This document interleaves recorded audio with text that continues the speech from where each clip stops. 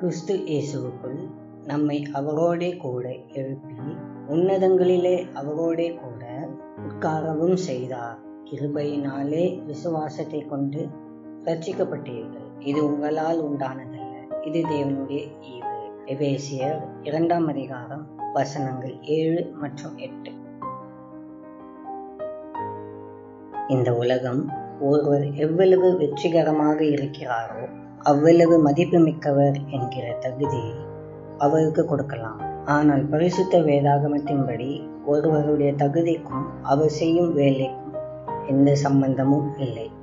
மாறாக தேவன் நம்மை படைத்தார், நம்மை நேசிக்கின்றார், நமக்காக மரிக்க இயேசுவை அனுப்பினார் என்ற உண்மையிலேயே நம்முடைய தகுதி அடங்கியுள்ளது. தேவனுடைய இந்த இரக்கத்தை புரிந்து கொள்வது நம்மை உற்சாகப்படுத்தி விசுவாசத்தில் வளர வைக்கும். அன்பின் ஆண்டவரே, உமக்கு ஸ்தோத்திரம். கர்த்தாவே, இந்த நல்ல நாளுக்காக உமக்கு நன்றி. ஆண்டவரே, நீர் எங்களை தகுதி உள்ளவர்களாக பார்க்கிறதற்காக நன்றி. நீர் எங்களை ரட்சித்து இதுவரைக்கும் எங்களுக்கு உதவி செய்த உம்முடைய அன்புக்காக ஸ்தோத்திரம். இயேசுவின் மூலம் ஜெபிக்கிறோம் தாவே. ஆமென்.